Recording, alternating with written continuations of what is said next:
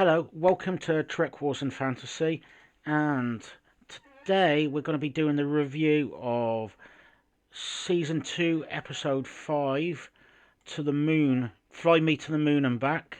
No, sorry, I've got the song there. What did I say about mucking up the intro? Let's continue with it. So, the episode is called Fly Me to the Moon. So, it's because when I clicked on record, my notes disappeared off the screen. Typical. Anyway, can I just introduce you to my guest for today? Um, Olympus, or Olympus 0511 as I've got on the screen. So, Hey everyone, good to be here. yeah. So, do you want to introduce yourself? Just a Yeah, brief yeah, bit absolutely. about you. No, absolutely. I am a husband and a dad. Been a dad for nearly 2 years now.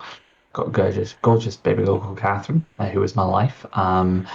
I work full time in a telecoms company, doing a range of different things. And I do streaming whenever I can in the evening, as and when time allows. I am a major Star Trek fan, and love the majority of things Star Trek. Though what some people might hate is that I've never actually watched a single original series episode. Never. I've watched pretty much all of the other ones, all the other series, not TOS. Yeah. Feel free to put comments in the below. But again, I only watched TOS for the first time probably about 5 years ago, 6 years ago maybe, when I was doing a rewatch with a podcast that was I was listening to. So up until yeah, relatively recent, I wasn't into that. But uh, maybe one episode from this you will have to maybe go back and see after this. So um, which we'll probably mention briefly in task. No, actually, tell you what, the scene opens in this show. Uh, actually, first of all, feel free to go and follow Olympus on his streams. Uh, what content do you do? Yeah, so I do a variety of different game streaming. So PC and Xbox majoritively. Too many games and just not enough to play, to be fair. And I'm just in the middle of trying to sort out a schedule so that I'm actually varying the games up. So maybe playing two or three different games a week just to keep that variety going. So I'm only just really back into streaming for a couple of years off of it whilst Catherine was growing up a little bit. So yeah, things that range from your RPGs like Destiny 2 and Battlefront 2 and the likes. So those are your shooters, and then RPGs like Mass Effect, Star Wars Jedi Fallen Order, um, and even MMOs like Star Wars: The Old Republic, Star Trek Online. Not been on that in a little while, but love that game too. And some other sort of turn-based games or equivalent like Civilization 6, and Jurassic World Evolution. Really enjoyed playing that. I know it's not turn-based, but again, it's that resource model type thing. And I've just recently purchased Jurassic World Evolution 2, so I need to try and find some time to Mhm. test that out. Never enough time, is there? Never ever. Anyway, as I was going before I got sidetracked and forgot that I interrupted my guest halfway through his introduction. Uh, was yeah, open. We are reviewing Fly Me to the Moon, so that opened up with a cross scenes between two things: a shuttle with who we found out was a descendant of Captain Jean-Luc Picard, or you know, I know he's Admiral Picard, but I'm always going to put Captain there. It's default. I know it's not wrong, not right, but yeah, you get his descendant, Rennie, and you get a conversation between the other Picard, Jean-Luc Picard, and Talon, who he originally thought was uh, Varys. Um, I'm gonna say here, I want to give my thumbs up to one of my previous guests, So that was few episodes ago. So not last episode, but 2 episodes ago. Stu Jackson for thinking, well, guessing the organisation she is from, which was the supervisors, which was the same as Gary Seven. Um, and for reference, that is reference to one of the TOS episodes. So, which I'll say, maybe you could go back and have a look at it. It was basically a trailer for a new TV show, I believe, but that never kicked off. But yeah, that's something you missed out. Yeah, it definitely is. It's one of those Easter eggs that they threw in that when I watched it, I went, "Oh, he's referencing something from Kirk's era. I wonder if there was an episode about that they're linking back to," and obviously never seen them. So, definitely going to at least have to catch up on that one. Yeah. So, um, what was it? So I'm going to try to do this in parts. Previously, I was going through it in order, and but this is more. We'll probably try to keep to the same scenes. So that's split between the whole of the episode. So, well, What I liked, go ahead and if I thank can you. jump in, Of course. about that scene with Renee right at the start was how initially you didn't have any indication that it was a simulator that she was in. You honestly didn't have a clue. So, for all intents and purposes, this was a real live situation she was going through right up until the very end of it. And I think the actress played that out very well, and the cinematics sort of worked very well alongside that too, because that kept me going a little bit. I was sort of questioning myself whether it was or wasn't. Yeah, no, that was definitely a nice touch. And at the beginning, I thought it was real, and I thought it was a replay of what Picard would have thought of in his mind of what was like, or something like that. Mhm. Um, what did you think of? I was nearly wanting to call her Laris there, Talon, uh, and that that group and organisation, especially from somebody who hasn't watched that episode, and I've only ever watched that episode once myself. So Yeah, so the only thing at the tail end of the previous episode, and obviously at the start of this episode, that put her apart from Laris is obviously her ears. She wasn't yeah, Romulan, yeah, and I found it a little bit odd almost. And I'm not usually this critical about Picard episodes because I love Star Trek Picard and I love Picard as a character, but I found it a little bit odd the way Picard initially reacted, um, asking about Laris. I thought after that first second or so he should have clicked with the ears and gone, hang on a minute, no. But they pulled it along a little bit too far, I yeah, think. yeah, Picard's a lot more observant than that. But in terms of the character herself, almost direct in the similarity to how Laris is. mm, So the characters are slightly similar in that regard, but I find her quite mysterious, and part of me thinks there's an ulterior motive going on that she's keeping very hushed mm, up. mm, But that's with absolutely no background yeah. knowledge behind this organization. Didn't it? About an hour ago. First of all, I agree with what you think. Picard actually previously he clicked on pretty early when he realised he was in a previous time with um, when Q first brought them back. Now, Uh-huh. I didn't actually necessarily think about that at the time, but now you mention it, it goes with a theory I came up with about an hour ago about Talon. I reckon that Laris is actually the same person as this. Ooh. And I Ooh. reckon Laris is not really Romulan. She is somebody who was looking after Picard and after this one. And I'm I gonna love that. and it's yeah. So that's my new theory with her. That's why she looks so similar, and maybe why they've gone so long and going. You're Laris. No, you look you look like Laris, and it's just like that is my that's my prediction now that I'm gonna stick with until I'm proven wrong. Probably next episode. So I love it. I yeah, absolutely love that theory. Fingers crossed that plays out. Yeah. So we go talking about uh, depression, and that's the way that Q is manipul ends up.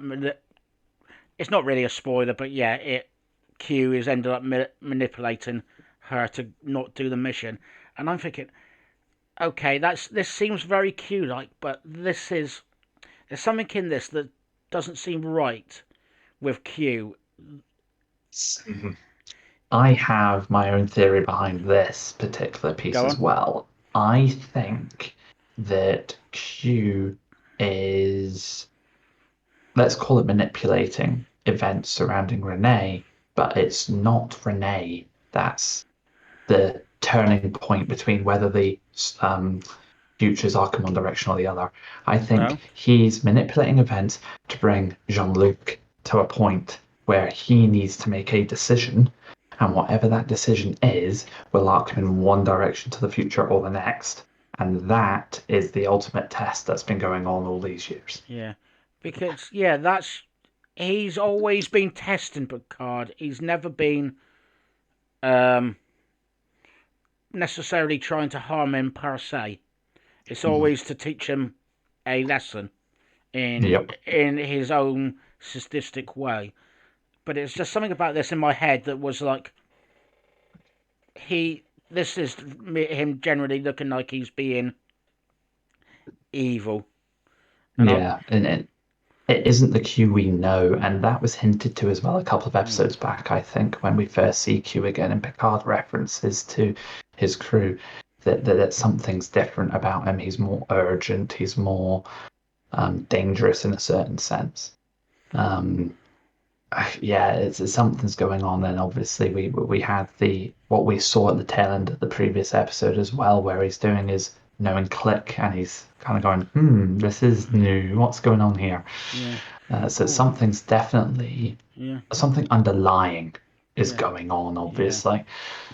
That draws me actually to uh, a later scene with the Sung family, which um, I'll just quickly we can go back to this in a minute, but quickly gloss over. But I'm going. It's nice to see uh, Brett Spiner playing all the Sungs again, but I'm wondering how long before I get fed up with seeing Brett Spiner as a Sung. But hopefully it never happens. But it's might do. And Corey Sung, played by I'm not sure what the actress's name is, uh, but uh, Isa Briones. that's the one. Thank you. Um, and yeah, no, that was nice. I just want to point out a couple of comments that made me giggle. It was like people are idiots, and uh, does anybody going out to meet morons up close? So I know most people I meet are all lovely, but that is, I think, a pretty good uh, comment about humanity, in my opinion, even if it's coming from an evil genius. So, You know what, it is spot on. And just to give a little bit of maybe realistic background to this, I was at the zoo this morning. I've got a membership card for the sort of annual pass. We've got a dedicated members queue. I go up to the membership gate, maybe 10 or so people in front of me. So I get into the back of the queue, and about 2 minutes later, someone approaches someone a few people in front of me and says, um, so is this queue just for members? And they go, yes, it is just for members. mhm. Okay, so where do I go for like the normal queue? And they direct them. So that person leaves. About 5 seconds later, half of the queue spread out across the full queue start moving off towards that other place as well because they haven't bothered to look at the big sign at the front of the door that says members queue. Yeah, uh, yeah. I won't go on my opinion of some people, but no, generally most people are nice. So before I go down that tangent, uh, but we were on about Sung, thinking about Anq, and hit that conversation at the table in that diner or whatever it is. It yeah, that's where I really thought Q. I'm not, he is sort of,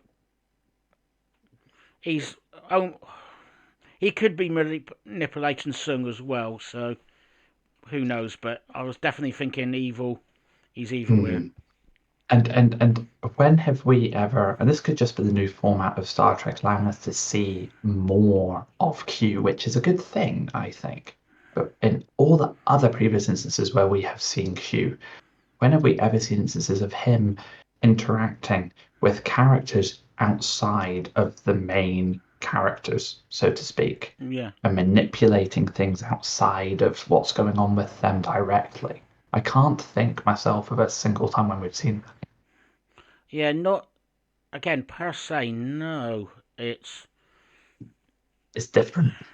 yeah. There's probably a couple of species that you would see him messing around with, like in TNG, but not a person or anything other than the TNG or the Voyager Mhm. You crew. certainly hear about things he's been up to over the millennia that he's been alive, or the eons he's been around, but Mm, you never actually see any of it. And this mm. time we're seeing some of the stuff he's doing, Yeah, which I find very interesting. yeah, and it definitely and here's how Sung uh is talking to him when they're doing it.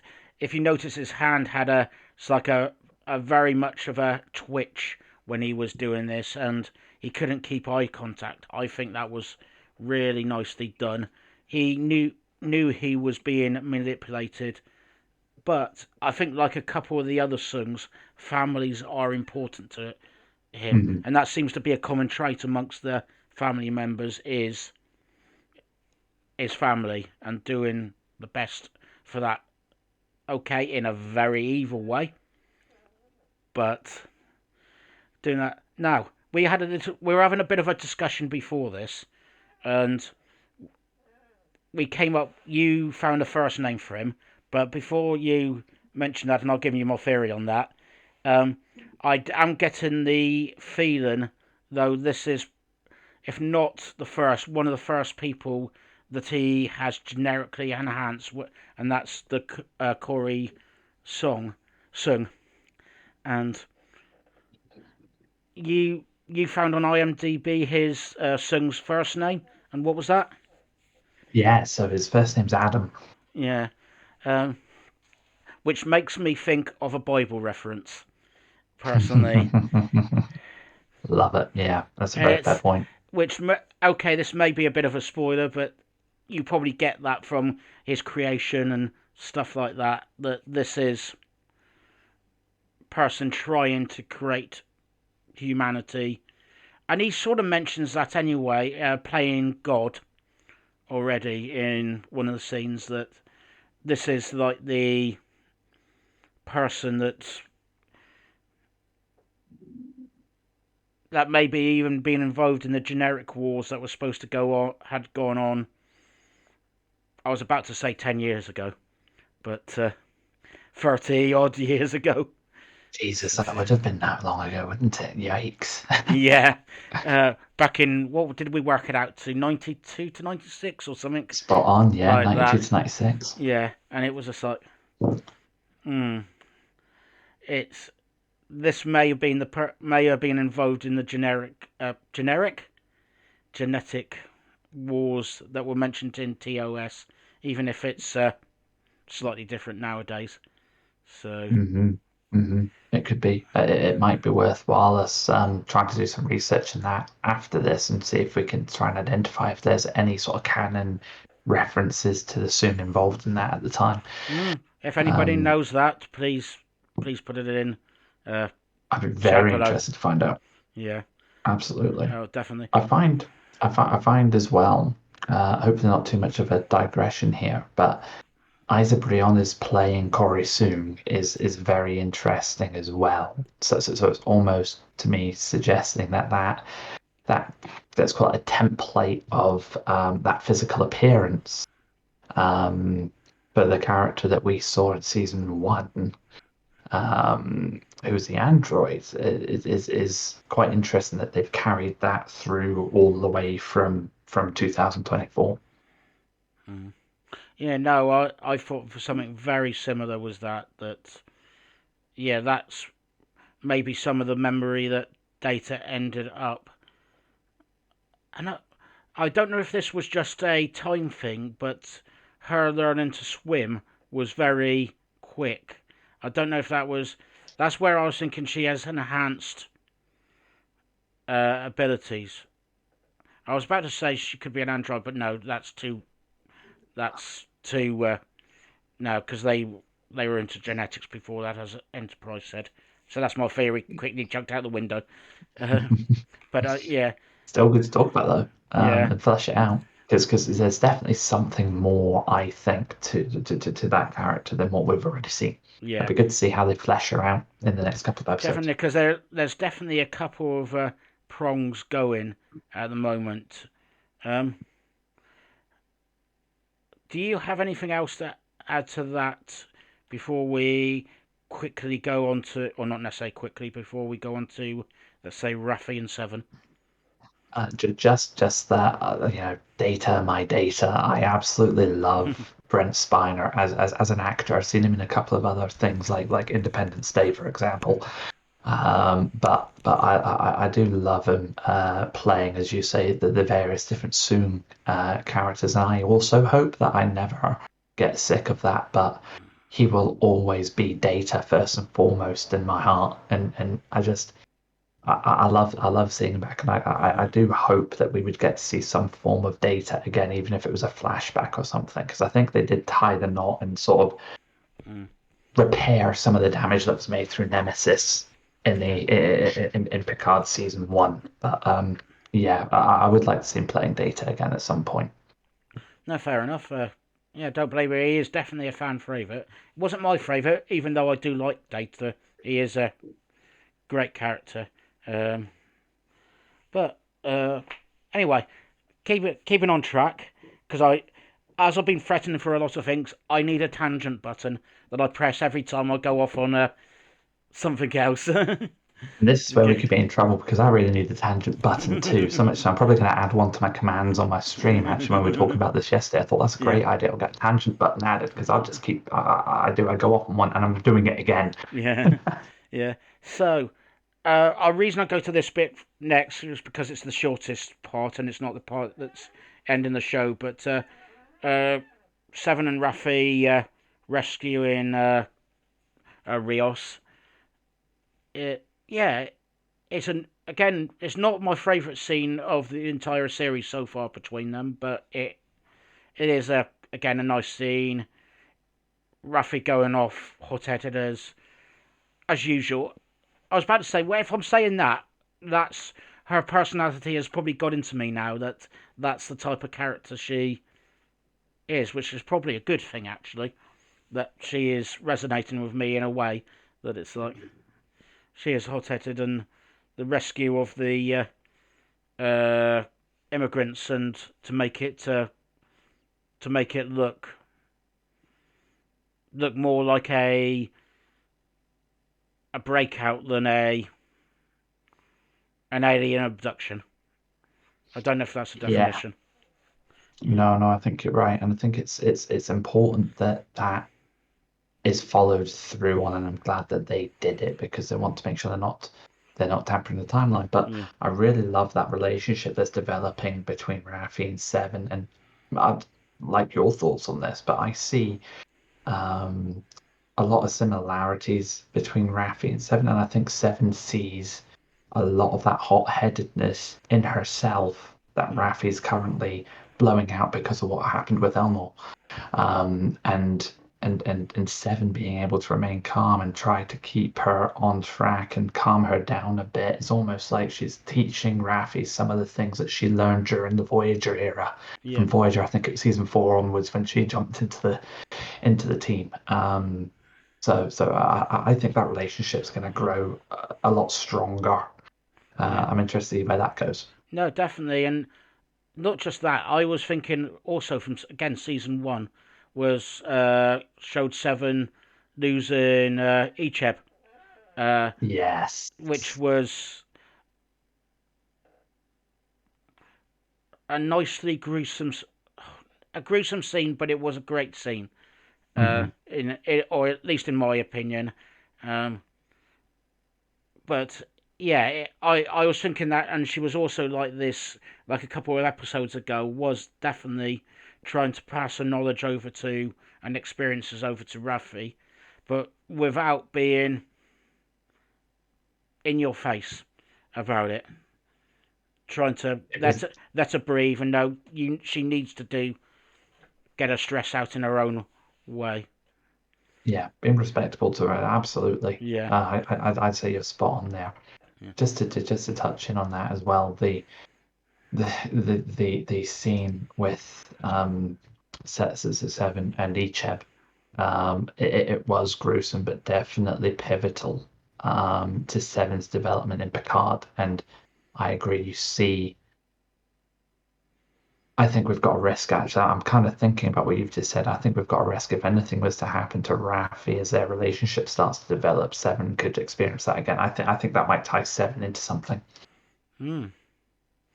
Yeah. No, definitely it. Yeah, it. Yeah, does it definitely added a bit to her backstory and this one. That's what's happened between Voyager and then without going overboard with it. To be honest, there's not much more on that scene really to do anything other than I got a comment as like doesn't anybody on the security team have any idea about certain words in Spanish? But other than that, it's Maybe that's meant to emphasize the ignorance of those individuals or that department, maybe. Because I found the people on the bus in that security department were acting quite ignorant, yeah, I agree which with I you. think was on purpose. So I'm going to believe that that's how the writers intended it instead of it being some Yeah, type of plot hole, because that could yeah, be yeah. quite a big plot hole. To be honest, I have a feeling you're right. It is meant as that way, and it is a TV film thing, and it's which is yeah. To be honest, I think it's yeah TV film thing to emphasise that part. To be honest, I think if it was a security people, probably most of them probably wouldn't be able to speak a language fluently anyway. Um, Even if it's your neighbouring country, it they probably wouldn't anyway. But it's just one of those ones where it's just like, yeah, Really? yeah, it's like, Did they all start the job 2 days ago and yeah, not picked anything up yet? yeah, and it's like opening that one. They're in a secure location. You don't need to open the safe door, and but it is again to emphasise that those people. I won't go too much in about unless you want to. I won't go too much into that because we've talked about the social parts on that in our last two episodes uh, about this. So No, no, I'm good to jump on. yeah. So unless I've missed anything, the only scenes or not scenes, the only places we haven't been yet is what. Well, first comment on this is creepy, which is the Borg Yeah. scenes They were and definitely my Jurati. favorite episode. Yeah, it. Um. Well, first words. I do like the way the Borg Queen unlocked the computer and her ingenuity in doing that. But again, everything about this is creepy. It's scary. It's I wouldn't necessarily say scary, but it is sort of scary in places. Going, oh god, she's up to mischief. It For, gets you on edge, doesn't it? Because yeah, you know that you maybe almost forget. I found I almost forgot a little bit in the last episode, just like who we were dealing with here and who she is, and uh, a being like that when they're as vulnerable as she is, it'll be like a wounded animal. She's going to be extremely dangerous if she's let loose, and the moment no one's watching her, look what happens. And yeah, yes, they choreographed and everything they did in this scene, creepy is spot on. I absolutely loved it. yeah. Yeah, I won't say any more about it. I know we want to try and keep as many spoilers out of it as possible, but Mm. ooh, Oh, oh. But no, for me, the really creepy bit was her, what I put as peekaboo, was the Yeah. policeman coming in again for. I'm gonna put Plotto in the police, for, but for the TV series, it's essential. But coming into a building by yourself from somebody screaming for help that's in distress. Ah, in real world that probably wouldn't. I hope wouldn't happen. But for the scene, it was essential. And it's like when he suddenly gets up to her, and it's like torch on the face. It's like my Thriller. It's a hero. mhm. It's just it's a proper thriller. Like if you think thriller movies, it's a proper thriller sequence that I think. Now the question is, do you think she can definitely help with his nicotine addiction? Maybe that's what she ended up doing. Yeah, Maybe she did. yeah, Will we find out? yeah. That's the big question. Does she solve the issue of smoking? But Maybe he'll never smoke a cigarette again. yeah. Um. So, I have to go onto a new page in my notes. So, actually, the next bit I have after that. Do you have any more to say about that? That before we get on to what I call the Ocean's 11 section. It's it's probably more specific or it's probably more general to the Ball Queen herself. Annie, I think it's you pronounce it Wershing or Vershing. I'm not sure, but Annie, who plays the Ball Queen, it just once again delivers an absolutely spectacular Oh, performance through all these sequences. We couldn't have asked for a better person to take up that mantle. And she comes across so wicked and intelligent, and her cogs are always turning. And I just, yeah, she plays the part brilliantly, and it's not faltered in all the episodes we've seen so far. completely agree. I I was giving Girardi the last few episodes these like player of the match thing or MVP award. Uh, She deserves it, to be fair, as well. but I think yeah, again that or probably even for this episode, definitely for this episode, the player of the match or actress of the match or actor of the match uh, definitely is the ball queen out of that this one. And sort back your point you're saying there about Girardi. In season one, I liked her as a character, but there were elements of Girardi that just felt a little bit flat, maybe compared to some of the other characters. Like her character wasn't fleshed out enough. Mm. They completely transformed that so far in this season. I, She's definitely one of my favorite characters this season. yeah, no, I loved her earlier on in like the first few episodes, and when she ended up killing, um, Oh, I'm having a mind blank. yeah. So I Ah, thought you'd noticed I had matey who was friends with Data and yeah, tried he from was Measure of a in. Man, and I but when he ended up killing him, it was just like, there's it almost fell flat on me there, and it was just like that. Just Maddox, um, There you are, Bruce Bruce Maddox. Maddox, um, uh, that yeah. Again, it almost fell flat on me there, and it was just like after that, it was just like nah. But from this, I think I've said this in at least three of these two or three of the episodes so far of this is like I'm loving her so far. Was this again? I've fallen back in love with her as a character. She's spot on. Yeah. So and it would definitely be interesting to see what happens next since she's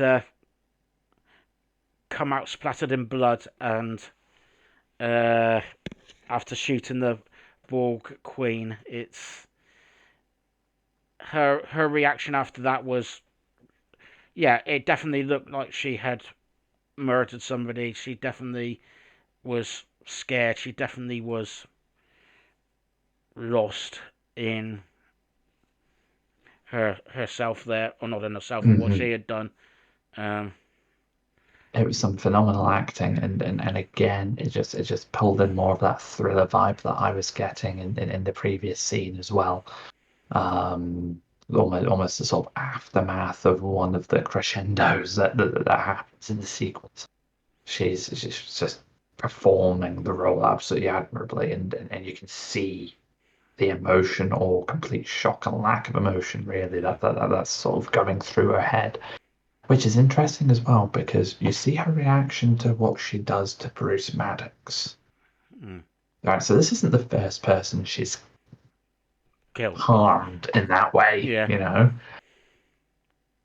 And it's almost like it's. I need to go back and look at it, but it's a different reaction.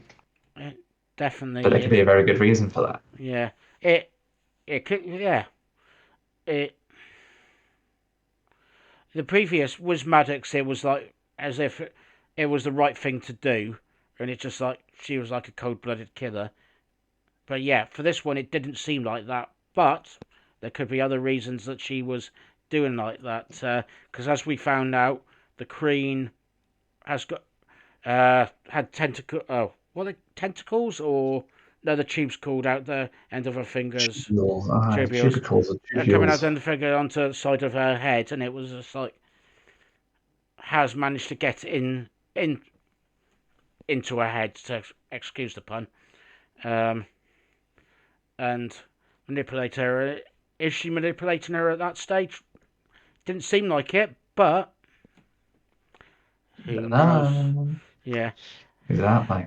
yeah. And as I mentioned, the building up to the scene to uh, get into the this ball definitely reminded me of a Ocean's film doing the this is what we're going to do, and then you wait for actually what actually happens to happen. Um, Yeah, yeah, absolutely. And you kind of see that being carried out in the scene where Picard and what's her name again? Picard and the oh, character Talon, or yeah, play by all of it. Brady when they turn up and you see that Ocean's 11 group just sort of waltzing past underneath them, and they're like, "Okay, what's going on here?" yeah. Oh, that was definitely so like almost comical scene, but not quite. It was just like them trying to drag the body of the policeman Who out, and is who is apparently still alive. yeah, yeah, with a missing body part, a spleen, I think it was, that's in a box Yes. somewhere. That was so comical. Yeah, Rios was, I think, leaning on it or something. You just yeah, see his reaction. He jumps away. Oh, right. This is on the tip of my tongue. It takes a bit of a further step backwards, I think. Now, correct me if I'm wrong, but is it in this episode or is it the previous episode where Jurati and Picard are talking? And there's an interaction with them when Picard's talking a little bit about his childhood home and whatnot. hmm, And Jurati makes a quip that I burst out laughing at. She says, "Yes, I can just picture a small Picard running around, milk cold," yeah, referring to tea Earl Grey yeah, hot. I yeah. thought that was So hilarious. was it chocolate milk? No, milk chocolate cold. I think it was Yeah, because the I milk mentioned chocolate cold. yeah, I mentioned that in the previous one, and her interactions with people, and that was definitely has always been good, and I found that funny, and that's one of the things that's taken to me as a character. Whether I would take to her Mm. personally is a different matter, but as a character, it's Yeah, you're right. She's got this humor, and it's almost this dark humor sometimes to an mm, extent that I absolutely love. But the complexity of what goes on in her mind that the Ball Queen has been pulling out in the last couple of episodes, especially this episode, she teases it out a bit more and almost eggs her into firing the weapon. She's really manipulating all of her insecurities, is flushing them all out, and you really see just how complex a character Jurati really is. yeah, you're kind of telling me because I said the Ball Queen is a phenomenal character, especially in this episode. But the more I think about it, Jurati absolutely blew it out of the water Yeah, again as well. yeah. It's one of those. Thing is, Girardi knows she's interested in the Queen, interested in the Borg and all that technology and everything, and wants to be that kind of thing. And but she knows she can't and knows she shouldn't, and it's like trying to resist this one Yeah, resisting the temptation. and and I say in this case at the moment it looks like resistance is futile, and I excuse the pun. I'm sorry, but I had to say that as I'm surprised awkward. I hadn't said it yet, to be fair. Yeah, um, it's what do you out of curiosity? What do you think's gonna happen with her and uh, the Ball Queen and Nick in let's say next episode in the whole of the series? Oh, so I think I think that the next episode, the Queen's going to stay very much in the background, observing, talking to Jurati, maybe niggling at her and poking and prodding at her insecurities a bit more again, which will make Jurati act a little bit out of character around people and make people think for a second what's going on here. But then, just Jurati being Jurati is fine. So I think we'll start to see little bits of that happening, but I don't think we'll see much of any substance coming out. Yeah. Of course, that's without me actually looking into how many episodes there are going to be this season. Oh, I think it's either 4 or 5 left. I think. Right, so yeah, I'd go with that then. If there's 4 or 5 left, and there's still plenty of time to flesh, because I think after the next episode is when we're really going to see the Queen become dangerous through Jurati, and it will be one of the twisty moments towards the end of the season when everyone figures out what's happened, and Jurati is obviously going to become the key for them getting back to the time that they were from, whether that is the old time or the new time or whichever time it's going to be, Yeah. because the Queen's in her head. So they need to find that out in order to get home. Yeah. Um, but I think the Queen's going to do some master manipulation. And I think the longer that Jurati doesn't fight her, the more those Borg nanoprobes are going to take over her brain. And before Jurati knows it, she's going to be more Queen than Jurati. And that's going to pose a very difficult situation for Picard and the crew when they come across a conflict moment and they need to decide what do they do about Jurati slash Borg Queen. If she's becoming a major threat, do they kill her? Do they try and subdue her somehow? That's going to become a major conflict moment, I think. Yeah. No, definitely. And Seven has got to be involved somehow because she's Borg, in my opinion. With getting, they haven't had much. She hasn't had much conversation with Girardi yet. I wonder if this would be a a thing. And I think Seven's going to go full blown 7 of 9 mode, similar to what she did when in episode 1. hmm, Whereas she's Borg, she's a threat, kill her now. yeah, I it think that would be Seven's instinct reaction. yeah, I yeah, definitely yeah, because she Now, does have that comment about the millions of people who would disagree. I'm gonna semi put out something that sorry to quote a previous member as well, and I won't completely say what he says, but I have heard his opinion, and it's so. I'm going to just say the Queen at the beginning had a mask on. Why? What's under that never seen a mask? queen like that before. Hmm. Yeah, what's under that mask? It's And the queen says, "Look up, Picard." Right now, Picard has not had many personal conversations with many of the crew. One person that he's been talking to a little bit, and he doesn't give much away to anyone, but one person he's been starting to talk to a little bit is Jurati. mm, it's yes. What does that look up as well? So something that in one of the flashbacks, Picard's I think it's suggested it's Picard's mother. says to him when he's in that conservatory in the manor. Yeah. Um, and the fact that this Bull Queen knew it and said it, I wonder if he told Jurati, or if he tells Jurati. I'm trying to remember his conversation in the house. Was possibly. Hmm. Whether he's already told her, whether he tells her in a future episode or not, and I'm wondering that I'm trying to Yeah. feed and sort of defend this because I'm really liking that theory. You're right, Bull Queen masked, never seen it before, Yeah. but the way I'm I'm going to stop myself and start to digress too much. No, that's fine. I like the fairies coming ahead, and that I think is good for it. It is the going up. It's those large tentacles that come out of the Queen's back. Yeah. They've got those pointed tips that we Yeah. saw from the Queen in episode one, but the previous queens that we've seen, they have those tubes coming out of their backs, but I don't remember them being that pointy before. And I don't know if that's just an aesthetic that's being pulled out for a modern Trek, or if they're trying to link the current queen's body to the queen that we saw in episode one, No, definitely. It's or that tech anyway. yeah. There's a lot of interest. I said there was three ways, but there's definitely two things here that's going on that's going to have to meet at some point. It's Q and the Ball Queen, and I don't know how they're going to connect yet or intertwine, or it could be completely two stories.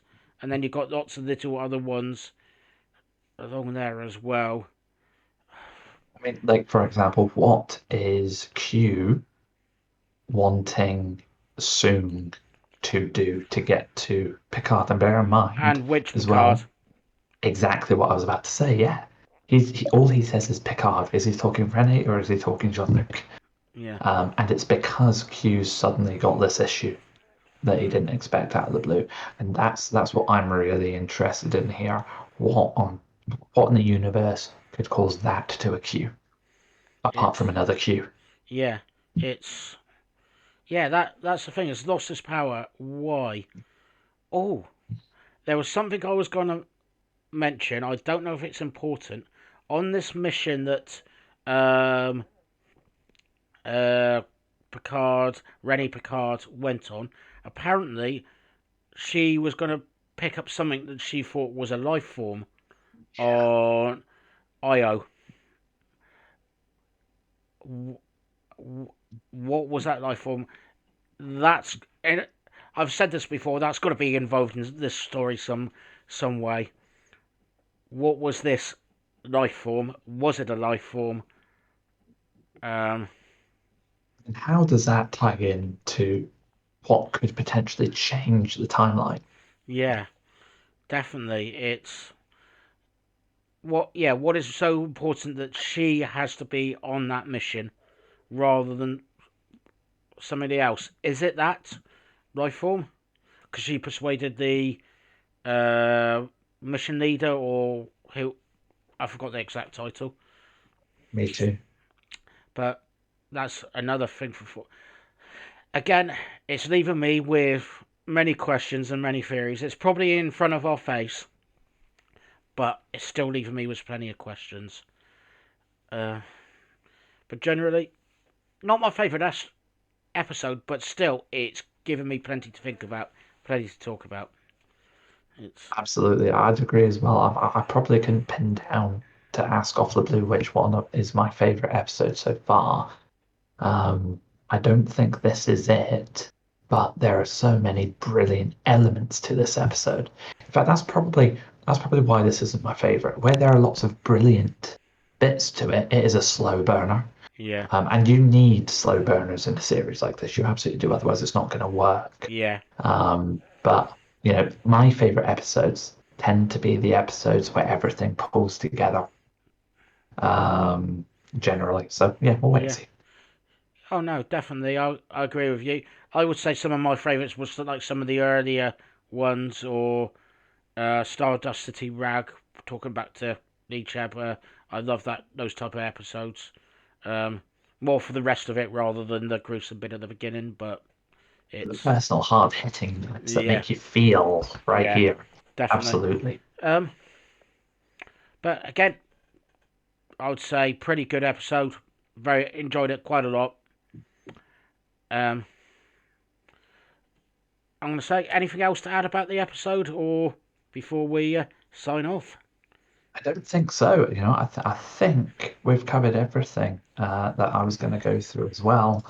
Um, I'm just really looking forward to the series continuing. Um, and yeah, everything we've really talked through around about the relationships that are going on and the questions that are needing to be answered. See what happens next. I just hope that they keep up the Definitely. momentum they've currently got going and they don't continue too many slow burner episodes. That's been a couple of episodes now, been slow burners. I think they need to pick up the pace for one or two of them, have another slow burner or two, and then hit hard at the end so that it doesn't feel like they're rushing it Yeah. um, to get to the finish line, unless what they're going to do is leave it on a massive hanger to move us into season three, which I believe is going to be the last season. And that's what I'm scared of because I don't want to wait a year or 2 years for the next Oh season if god, it's going to be yeah. a cliffhanger like that. I'm But not used yeah, to it. I'm used to having the DVDs there ready with it all complete. I can watch it for 5 minutes time. well, Um, that's the thing. As much as I love the anticipation of a serialized come out once a week thing, there's something to say about the newer format from Netflix where they just push out an entire series at once and you can sit and binge watch it. yeah, Um, but it is what it is. They're yeah, forcing us to wait, and it builds it, up the anticipation. it does, which I think actually is a better thing in my opinion. Even Hmm. though I like to binge watch things, but Yeah, on no, you're that spot on. on that note, can I say thank you for coming along? I know it was short notice. It was a random thing that we were talk happened to be talking last night, and we ended up nearly talking about the episode. I thought just jump on tonight and help me out with this. Um, as I said, thank you again. Where can they find you? Anybody find you if they're interested in your content? Yeah. So I'm on Twitter at Olympus0511. I am on Twitch at Olympus0511. My Discord will be available on either of those channel points as well, if you'd like that. And just want to shout out and thank you for inviting me to jump on. No, It's no something problem. I've always been interested in doing as well, and I've never actually done it before. I've really enjoyed it, and I really appreciate you letting me jump in and talk this through with you. So thank you. No problem. And yeah, it's been something I've been wanting to do for a while and talk about Star Trek, and I thought the new series was an opportunity for to do that. And I find it much better when I'm talking to somebody else about it, which is why I've had for most of these guests, I've had guests on with me to talk about it. So uh, again, thank you very much, and uh, live long and prosper.